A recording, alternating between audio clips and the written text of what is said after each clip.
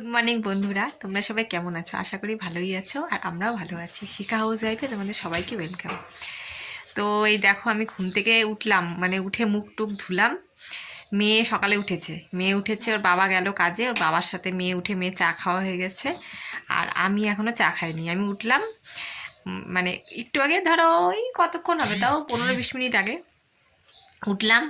উঠে মুখ টুক ধুলাম, ধুয়ে যা তো টুকটাক একটু বাসি কাজ ছিল ওগুলো করলাম, মুখ টুক ধুলাম, ধুয়ে এখন এই যে চা খাবো। তো চা বানাই, খাই। আর দেখো সারাটা দিন তোমাদের আজকে কেমন লাগে ব্লগটা অবশ্যই আমাকে জানাবে, আশা করি তোমাদের ভালোই লাগবে। তো চলো গিয়ে এখন চা বানাই, চা খাই। হ্যাঁ, ঠিক আছে।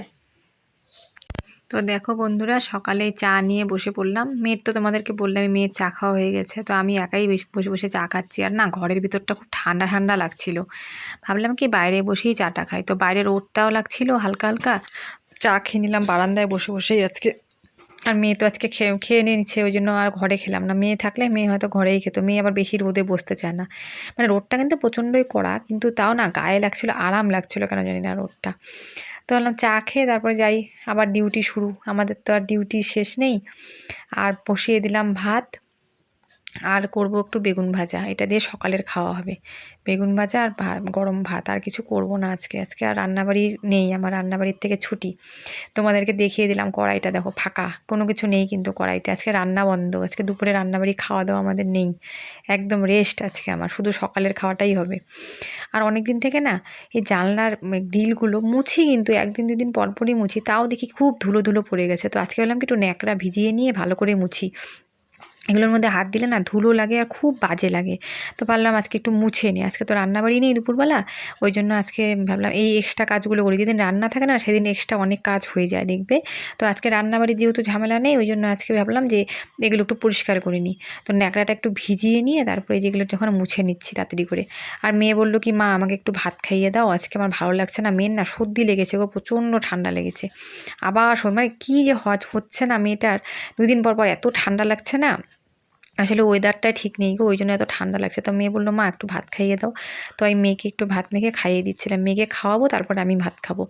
তো মেয়ে বললো মা আমার সর্দি লেগেছে, আমার না খেতে ইচ্ছা করছে না, খাবো না এরকম করছে। আমি বললাম দাঁড়া আমি খাইয়ে দিচ্ছি। তারপর আমি খাইয়ে দিলাম, তারপর ঠিক ভাতগুলো খেয়ে নিল পটাপট। তো বন্ধুরা, স্নান টান করে পুজো দিয়ে তারপরে এসে বসলাম। ভাবলাম তোমাদের সাথে কথাও বলি, ভিডিওটাও শেষ করব, আর তোমাদেরকে কিছু দেখানোরও আছে, সেটাও দেখাচ্ছি। তো আমার কি হয়েছে বলো তো, আচ্ছা তাড়াতাড়ি কাজকর্ম করলাম কেন, তাড়াতাড়ি হয়ে গেল কেন বলো তো? আজকে দুপুরে কোনো রান্না করিনি, তাহলে কি না খেয়ে থাকবো আমরা? না, সকালে তো তোমরা দেখতেই বেগুন ভাজা করেছিলাম, ওটা দিয়ে ভাত খেয়েছি মেয়ে আর আমি। আর রান্না কিচ্ছু আজকে দুপুরে করিনি, যে তোমাদের সাথে কোনো রান্নাও আজকে দেখাতে পারিনি, মানে দেখাইনি, রান্নাই তো করিনি, কি দেখাবো বলো? আসলে হয়েছে কি, কালকে রাত্রিবেলা তোমার দাদাভাই অল্প করে একটু মাংস এনেছিল, অল্প করে, একদমই অল্প। তোমার দাদাভাইয়ের আজকে নেমন্তন্ন আছে, মানে আমাদের সবারই নেমন্তন্ন ছিল।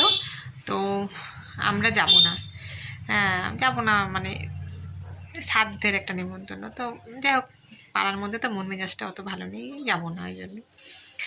তো তোমার দাদাভাই যাবে, আর আমরা বাড়িতেই খাওয়া দাওয়া করবো। তো রাত্রেবেলা একটু মাংস এনেছিল, তো রাত্রেবেলা রান্না করেছিলাম, তো রাতে খেয়েছি। আর একটুখানি আছে দুপুরবেলা, মেয়ের আর আমার হয়ে যাবে। আর একটু আলু ভাজা করেছিলাম, তো ওটা আর তোমাদেরকে কী দেখাবো, আলু ভাজা।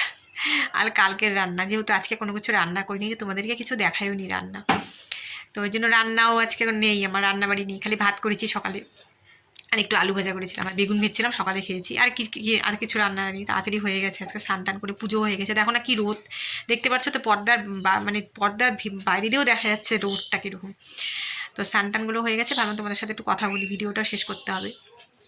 আর একটু না শুভ, কালকে রাত থেকে জানি ঘুমটাই হয়নি ঠিক মতো।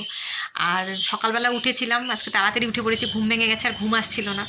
এখন মনে হচ্ছে চোখ দুটো বন্ধ হয়ে যাচ্ছে, মানে কখন একটু খাওয়া দাওয়া করে শুভ। তো এখন খাওয়া দাওয়া একটু রেস্ট করবো, ভালো লাগছে না শরীরটা। তো কালকে গিয়েছিলাম বোনের বাড়ি, জানোই তো তোমরা আমার পিস্তাতো বোন আছে, ওর বাড়িতে প্রায় যাই, মাঝে মাঝে যাওয়া হয়। তো মেয়ের পরীক্ষা শেষ হয়ে গেছে, কোথাও মেয়ে যেতে পারেনি, তো মেয়ে বলছে চলো মা একটু ঘুরে আসি। তো কালকে গিয়েছিলাম ওই পিস্তাতো বোনের বাড়ি, তো আমার জন্য কতগুলো জিনিস কিনে রেখেছে, তো ওগুলো আবার আমাকে দিয়ে দিল। তো তোমাদেরকে সেগুলো আমি দেখাচ্ছি, দাঁড়াও। মানে গিফট পেতে কার না ভালো লাগে, তা আমার তো কালকে খুব আনন্দ হয়েছে। যেইটুকুই গিফট পাই সেটুকুই, যে একটুখানি গিফটে দিলেও না সেটাও আনন্দ লাগে দেখবে। তো তোমাদেরকে দেখাচ্ছি, দাঁড়াও। আর রান্নাবাড়ি তো আজকে নেই, আমি আজকে রান্নার থেকে আমার রেস্ট, একটা বেলা রেস্ট, রাতে আমার কিছু না কিছু করতেই হবে। তো যাই হোক, তোমাদেরকে গিফটগুলো দেখাচ্ছি, দাঁড়াও। তো দেখো বন্ধুরা, তোমাদেরকে গিফট দেখাতে চলে আসলাম। তো দেখো, বোন গিয়েছিল কুচবিহারের রাসমেলাতে গিয়েছিল। তা আমি বোনকে বলেছিলাম যে আমার না শঙ্খটা একদম নষ্ট হয়ে গেছে, শঙ্খটা ঠিক মতো বাজে না। তো দীঘাতে গিয়েছিল ওরা ঘুরতে, তখন তো বলিনি, পরে বলেছি আসার পরে। তখন তো আর কিছু করেনি, দীঘাতে শঙ্খের দাম খুব কম আর ভালো ভালো শঙ্খ পাওয়া যায়। তো ওর ঠিক মাথায় ছিল, কোচবিহারে গিয়েছিলো রাসের মেলাতে, ওখানে শঙ্খ বিক্রি হচ্ছিল। তো দেখো, আমার জন্য একটা শঙ্খ নিয়ে এসেছে, দেখো, এই দেখো শঙ্খ নিয়ে এসেছে। কি সুন্দর না শঙ্খটা! আমি স্নান করে পুজো যখন দিলাম তখন বাজালাম, সুন্দর, ভালো শঙ্খটা, বেশ ভালো। আর একটা গিফট আছে, তোমাদেরকে দেখাচ্ছি, দেখো। বলো তো এটার মধ্যে কি আছে, দেখি কে কে গেস করতে পারো, বলো এটার মধ্যে কি আছে। আমার কাজেরই জিনিস। তো দেখাচ্ছি তোমাদের, কালকে আমি খুলে দেখেছি।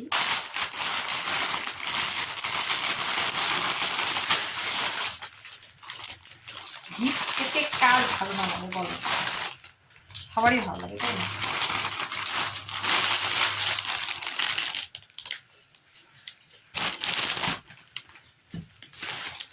এই দেখো, এই একটা বিছানার চাদর, ডবল বেডের চাদর একটা। আমার তো চাদর পেলে খুব খুশি, আমার চাদর নানা রকম চাদর পাততে আমার খুব ভালো লাগে, একদম পিওর কটন বুমমেডানের চাদর থাকে না, ওই চাদরগুলো। দেখো কি সুন্দর প্রিন্টটা, দেখেছো? দারুণ না? পুরোটা খুলে তোমাদের দেখাতে পারছি না, হ্যাঁ, কিন্তু চাদরটা খুবই সুন্দর, দেখো কি সুন্দর লাগছে দেখতে, ভালো লাগছে না? বিশাল বড়, আমি কালকে বোনের বাড়িতে খুলে দেখেছিলাম, বিশাল বড়, প্রিন্টটা খুব সুন্দর। আমি ভাবছি কি এখন পাতবো না, গরম পুরো, বেশি গরমে না তখন এই হচ্ছে বোমমেডানের চাদরগুলো পেতে খুব আরাম আর খুব ভালোও লাগে, বেশ শুয়েও মজা, মানে গরম লাগে না, বেশ ভালো লাগে। আর তার সঙ্গে আছে দুটো এই যে পিলো কভার, দেখো পিলো কভারটা তোমাদের খুলে দেখাচ্ছি, কত বড় দেখবে পিলো কভারটা, এই দেখো কত বড়, দেখেছো পিলো কভারটা? এরকম দুটো পিলো কভার, কি সুন্দর না বলো? চাদরটা দারুণ সুন্দর, আমার তো খুব ভালো লেগেছে। তো এটা ভাবছি গরমের সময় পাতবো, এখন পাতবো না, কারণ এখন তো শীতকালে যেরকম সেরকম চাদর পাতলে কোনো ব্যাপার না, গরমের সময় একটু ভালো সুতির চাদর, একটু নরম, মানে হালকা রঙের, বেশ শুতেও ভালো লাগে, গরমও কম লাগে।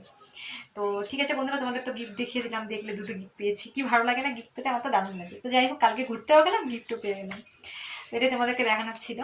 তো ঠিক আছে বন্ধুরা, আজকের ভিডিওটা তোমাদের কেমন লাগলো অবশ্যই আমাকে জানাবে, আর নেক্সট ভিডিওতে আবার তোমাদের সাথে দেখা হচ্ছে। আর আমার ভিডিওটা যদি তোমাদের ভালো লেগে থাকে তাহলে অবশ্যই বেশি বেশি করে শেয়ার করে দেবে, আর লাইক করবে, আর কমেন্ট তো অবশ্যই করবে, আর চ্যানেলটাকে প্লিজ তোমাদের যদি ভালো লাগে তাহলে সবাই একটু সাবস্ক্রাইব করে দিবে। ঠিক আছে বন্ধুরা, নেক্সট ভিডিওতে আবার তোমাদের সাথে দেখা হচ্ছে, টাটা।